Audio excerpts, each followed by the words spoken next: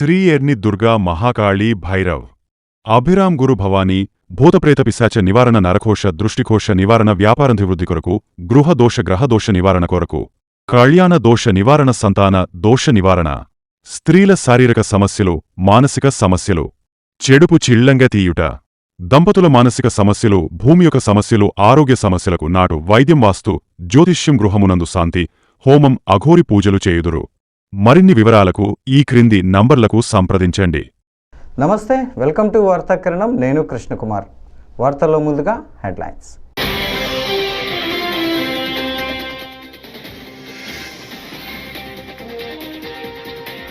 రుషికొండ బీచ్లో blue flag ఎగరవేసిన మంత్రి కందుల Durgesh.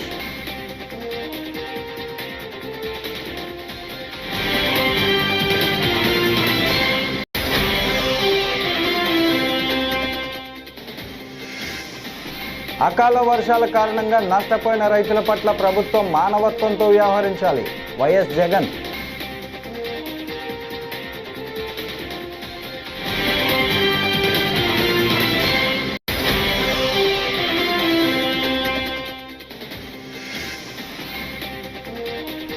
Betting app promotions తప్పు, విచారణకు సహకరిస్తా యాంకర్ శ్యామల వ్యాఖ్యలు.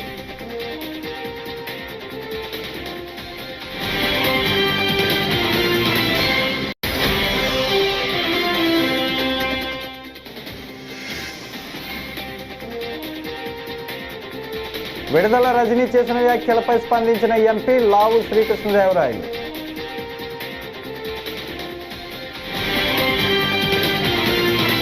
ఇక డీటెయిల్స్ చూస్తే, రైతులపై కూటమి ప్రభుత్వం కపట ప్రేమ చూపుతోందని వైఎస్ఆర్సీపీ అధినేత మాజీ ముఖ్యమంత్రి వైఎస్ జగన్మోహన్ రెడ్డి మండిపడ్డారు.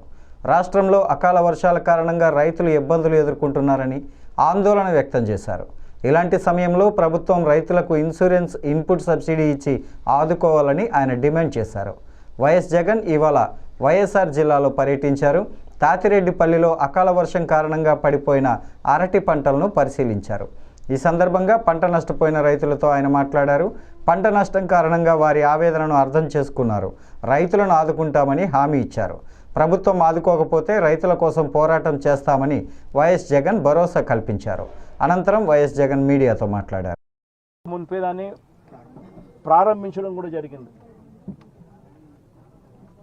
ఎంత దారుణమైన పరిస్థితి ప్రభుత్వంలో ఉంది అని అంటే, కనీసం దానికి యూజర్ ఏజెన్సీని టెండర్ పిలిచి యూజర్ ఏజెన్సీని ఐడెంటిఫై చేసి యూజర్ ఏజెన్సీకి దాన్ని అప్పచెప్పి కనీసం దాన్ని వాడుకలేకి కూడా ఈ ప్రభుత్వం తీసుకొని రాకుండా ఈ ప్రభుత్వం నడిపిస్తూ ఉంది అని అంటే, వీళ్ళకి రైతుల మీద ఎంత కపట ప్రేమ ఉంది అని చెప్పడానికి ఇంతకన్నా నిదర్శనం అవసరం.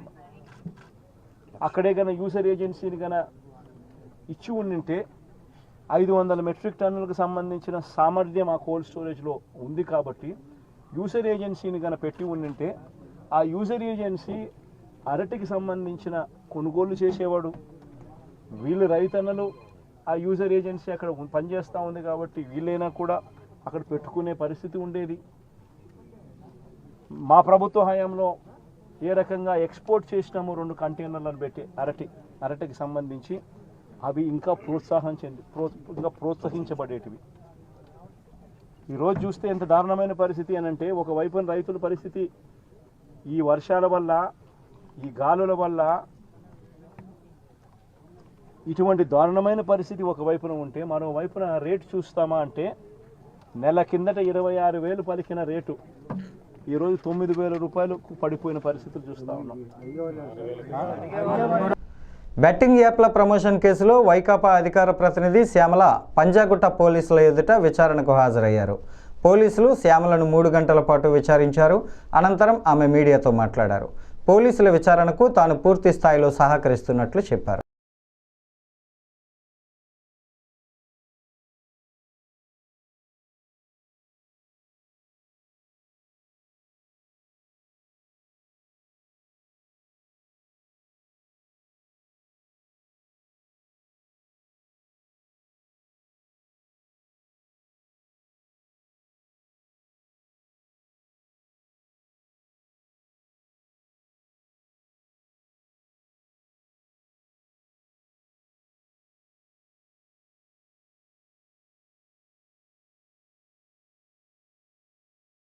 అందరికీ నమస్తే. I respect your time. అందరూ చాలా సేపు నుంచి వెయిట్ చేస్తున్నారు. ఇన్వెస్టిగేషన్ జరుగుతోంది, మీ అందరికీ తెలుసు. విషయం కోర్టులో ఉంది. సో దీని గురించి ప్రస్తుతము మాట్లాడడం అన్అఫీషియల్ అవుతుంది. ఆ విషయం నాకంటే బాగా మీకే తెలుసు. సో డెఫినెట్గా మేము ఇన్వెస్టిగేషన్కి కోఆపరేట్ చేస్తున్నాము. చట్టాల మీద, న్యాయ వ్యవస్థ మీద నమ్మకం ఉంది. ఖచ్చితంగా కల్పిట్స్ని పట్టుకోవడంలో నేను ఎంతవరకు సాయం చేయగలను అంతవరకు డెఫినెట్గా పోలీసులకి నా సపోర్ట్ ఎప్పుడూ ఉంటుంది.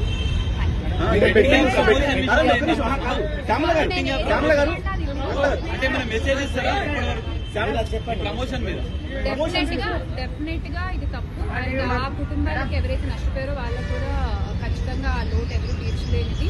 ఇంకా ముందు ఇలాంటివి ఏమీ జరగకుండా తీసుకోవాల్సిన బాధ్యత మన అందరిపై ఉంది. ఇది ఒక రెస్పాన్సిబుల్ సిటిజన్ గా చెప్తున్నాను.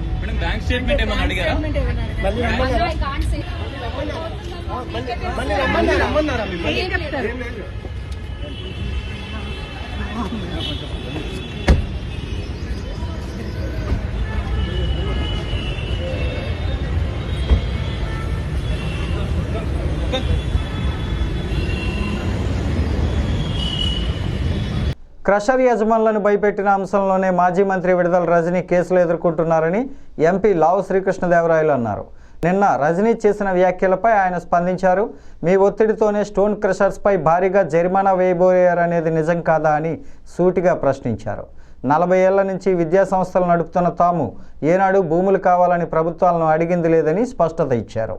చెప్పారు మొదటిది ఏదో టెలిఫోన్ డేటా గురించి అని చెప్పి మాట్లాడారు అని చెప్పడం జరిగింది. కాల్ డేటా, టెలిఫోన్ డేటా కాదు, కాల్ డేటా గురించి మాట్లాడారని చెప్పడం జరిగింది. అమ్మ, మా ఇంట్లో కూడా నాతో పాటు తోడబుట్టిన వాళ్ళు ఉన్నారు, మహిళలు ఉన్నారు.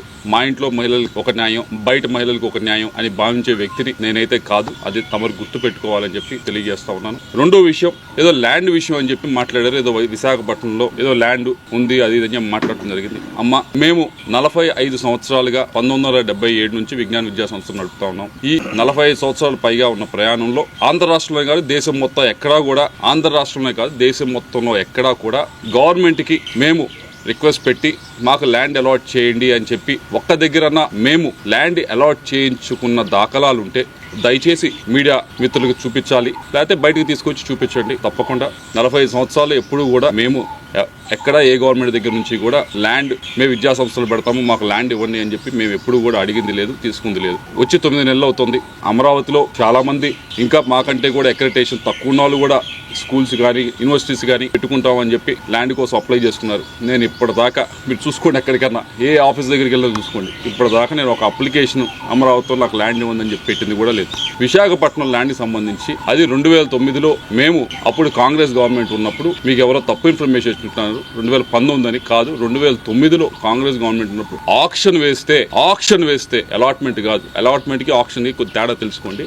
ఆక్షన్ వేస్తే ఫెయిర్ ఆక్షన్ లో మిగతా వాళ్ళతో పాటు మేము ఆక్షన్ లో పాల్గొని హైయెస్ట్ రేట్, అప్పటికి ఇప్పటికీ ఎడ్యుకేషన్ ఇన్స్టిట్యూషన్ హైయెస్ట్ రేట్ పెట్టి తీసుకున్నది మేము. కాబట్టి ఒకసారి ఎవరో మీకు బ్రీఫ్ చేస్తా ఉన్నారు, వారిని డేటానా సరిగ్గా ఇవ్వమని చెప్పి కోరుతా ఉన్నాం. మంత్రి కందుల దుర్గేష్ రుషికొండ బీచ్లో బ్లూ ఫ్లాగ్ను ఎగరవేశారు. కొన్ని రోజుల క్రితం రుషికొండ బీచ్ బ్లూ ఫ్లాగ్ సర్టిఫికేషన్ను డెన్మార్క్ సంస్థ నిలిపివేసింది. అయితే బీచ్లో పరిస్థితులు చక్కదిద్దడంతో మళ్లీ బ్లూ ఫ్లాగ్ సర్టిఫికేషన్ లభించింది.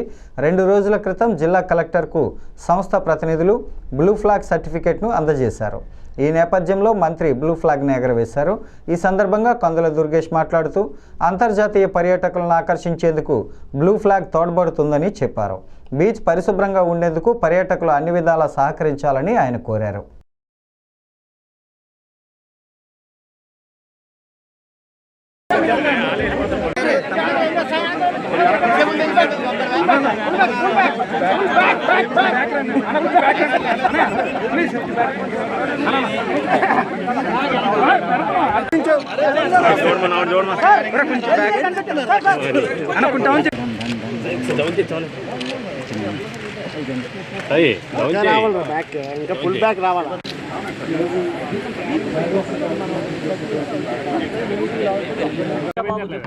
అత్యంత ప్రతిష్టాత్మకమైనటువంటి రుషికొండ బ్లూ ఫ్లాగ్ బీచ్ని కొద్ది రోజుల గ్యాప్ తోటి పునరుద్ధరించుకునేటువంటి శుభ కార్యక్రమానికి ఈరోజు మళ్ళీ శ్రీకారం చుట్టడం జరిగింది.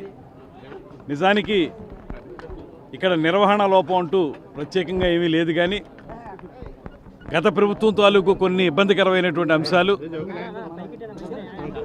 ఈ నిర్వహణ విషయంలో కొన్ని ఇబ్బందులు కలిగిన సందర్భాన్ని దృష్టిలో పెట్టుకుని డెన్మార్క్ ప్రతినిధులు టెంపరీగా మాత్రమే దీన్ని ఉపసంహరించడం జరిగింది. అయితే ఈ ప్రభుత్వం యొక్క కమిట్మెంట్ చూసి కూటమి ప్రభుత్వం పర్యాటక రంగానికి ఏ స్థాయిలో సహకారం అందిస్తుందో గమనించి వారే మళ్ళీ దీన్ని పునరుద్ధరించే కార్యక్రమాన్ని ఇచ్చారు. దానికి సహకరించినటువంటి జిల్లా కలెక్టర్ గారు, వారి యంత్రాంగం, అదేవిధంగా పర్యాటక శాఖకు సంబంధించినటువంటి అధికారులందరికీ కూడా ప్రత్యేకంగా అభినందనలు తెలియజేస్తున్నాను. దాంతోపాటు రాబోయే రోజుల్లో ఏ రకమైనటువంటి ఇబ్బంది లేకుండా మా కమిట్మెంట్ ఏదైతే ఉందో బ్లూ ఫ్లాగ్ని కేవలం ఇక్కడికి మాత్రమే పరిమితం కాకుండా ఈ రాష్ట్రంలో మరిన్ని సముద్ర తీరాల్లో కూడా బ్లూ ఫ్లాగ్ని తీసుకురావాలనే ప్రయత్నం మేము ఏదైతే చేస్తున్నామో దాంట్లో భాగంగా ఋషికొండ బీచ్ బ్లూ ఫ్లాగ్ని కూడా అత్యున్నత ప్రమాణాలతోటి కొనసాగిస్తామనేటువంటి మాటని సందర్భంగా తెలియజేస్తున్నాను.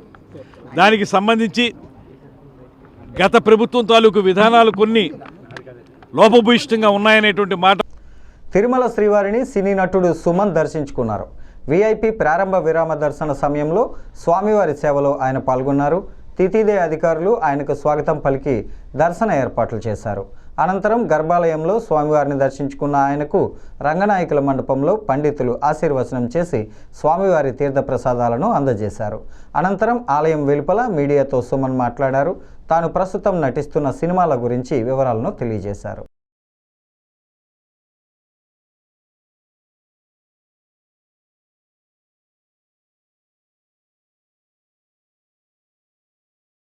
సో గతంలో ఏం జరిగిందనేది మర్చిపోయి ఇంకా ముందు ముందు ఏంటంటే అందరికీ మంచి జరగాలి.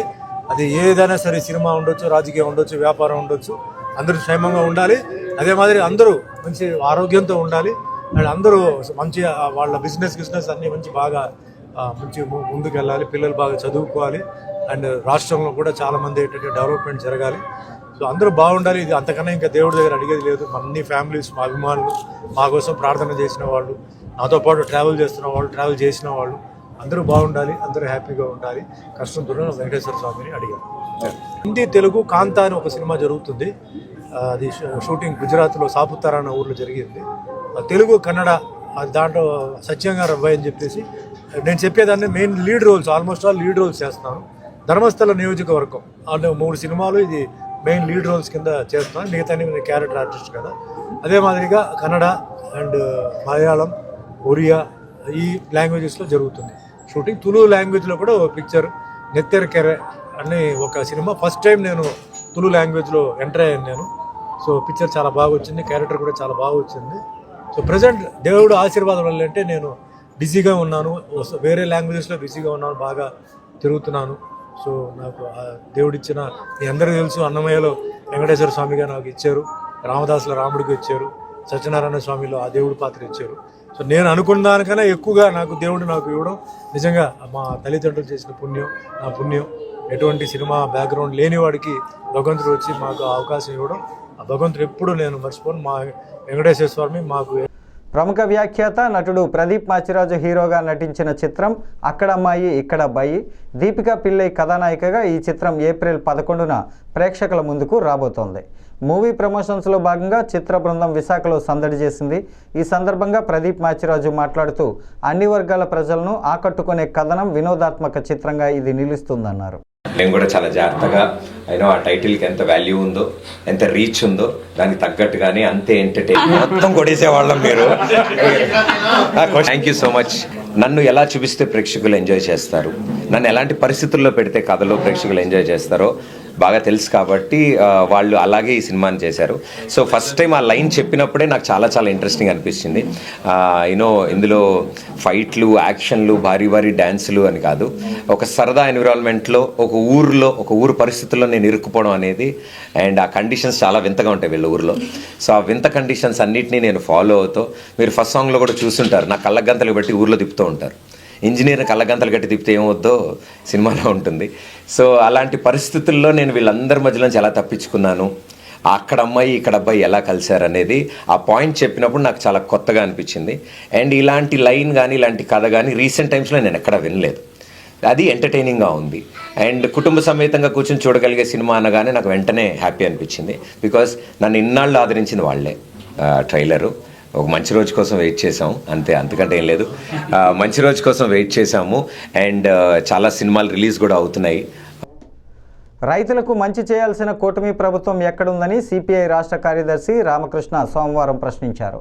అనంతపురం జిల్లాలో కురిసిన అకాల వర్షానికి వివిధ ఉద్యాన పంటలు పూర్తిగా దెబ్బతిన్నాయన్నారు.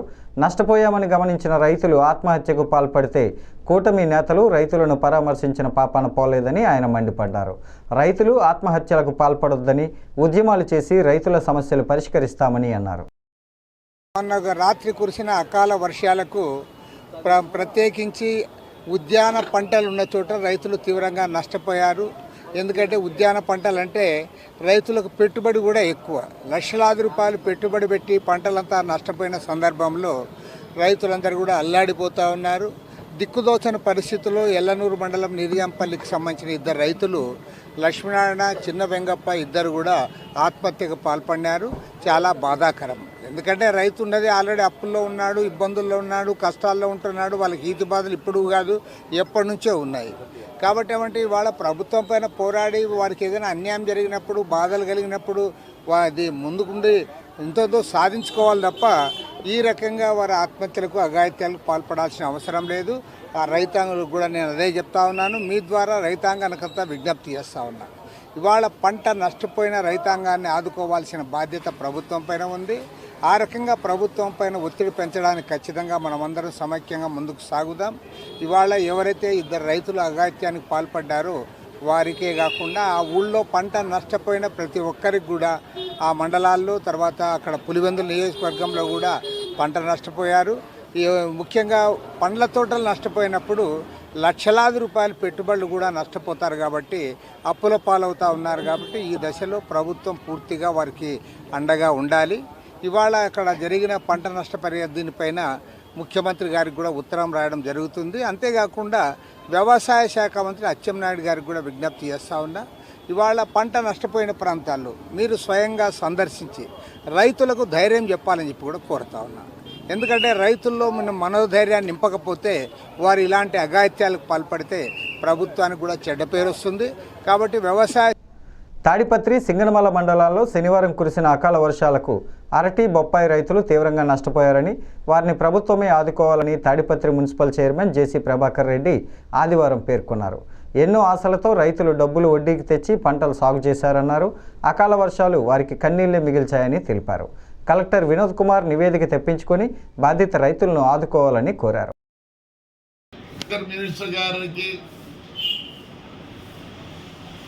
నిన్నటి రాత్రి అకాల వర్షంతో చూడండి ఏమైందో పరిస్థితి.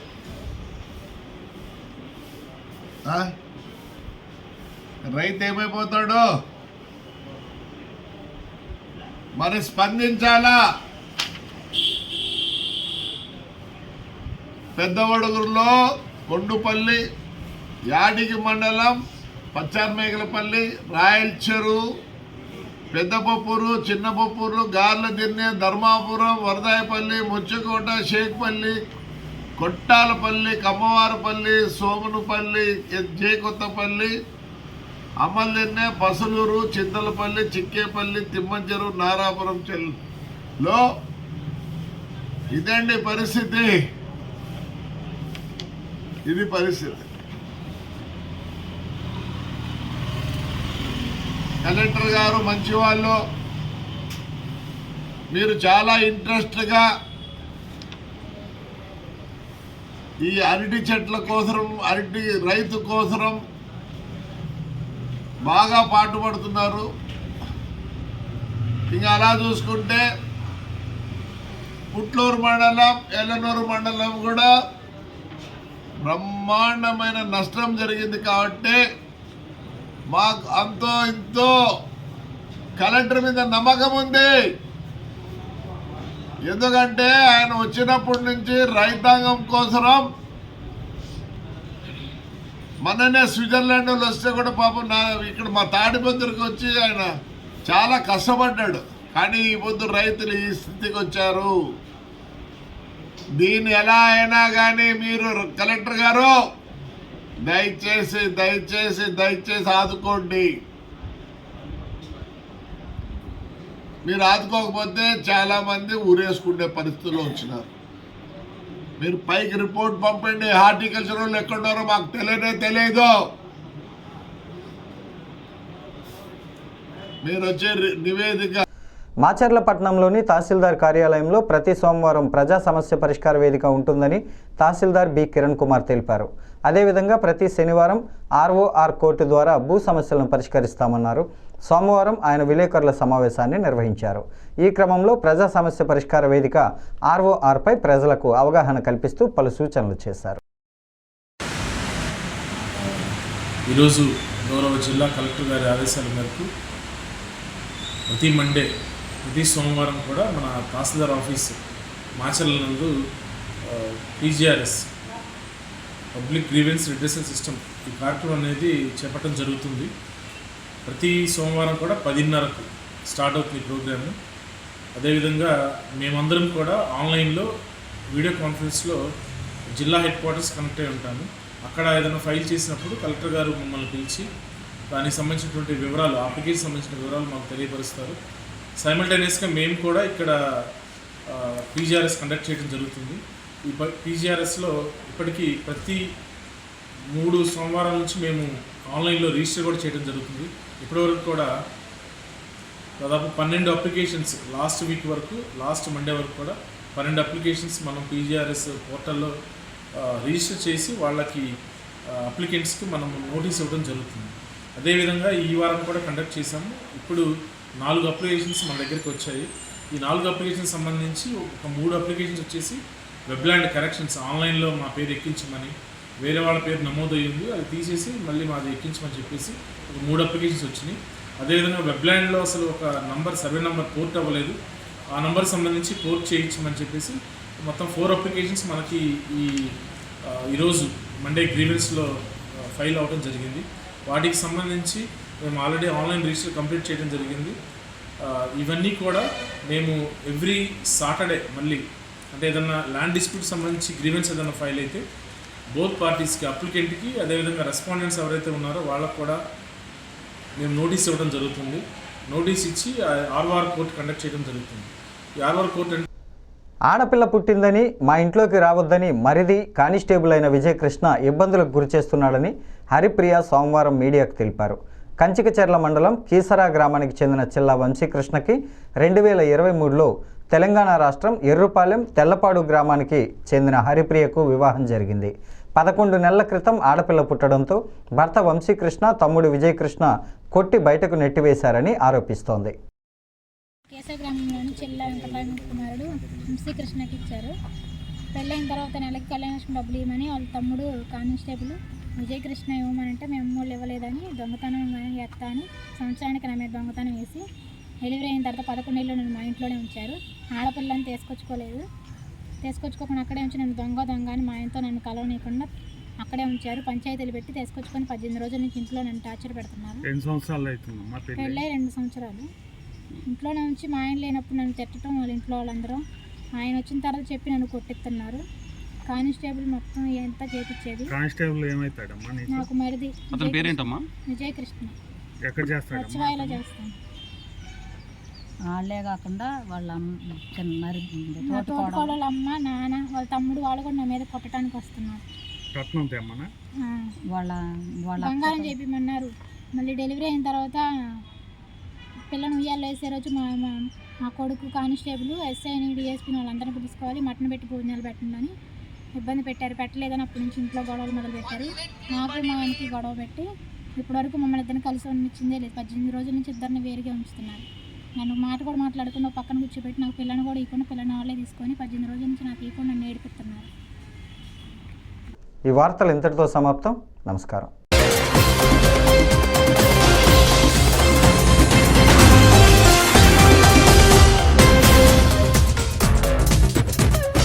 శ్రీ ఎర్ని దుర్గా మహాకాళీ భైరవ్ అభిరామ్ గురు భవానీ భూతప్రేత పిశాచ నివారణ నరకోశ దృష్టికోశ నివారణ వ్యాపారాభివృద్ధి కొరకు గృహదోష గ్రహదోష నివారణ కొరకు కళ్యాణ దోష నివారణ సంతాన దోష నివారణ స్త్రీల శారీరక సమస్యలు మానసిక సమస్యలు చెడుపు చిళ్లంగ తీయుట దంపతుల మానసిక సమస్యలు, భూమి యొక్క సమస్యలు, ఆరోగ్య సమస్యలకు నాటు వైద్యం, వాస్తు, జ్యోతిష్యం, గృహమునందు శాంతి, హోమం, అఘోరి పూజలు చేయుదురు.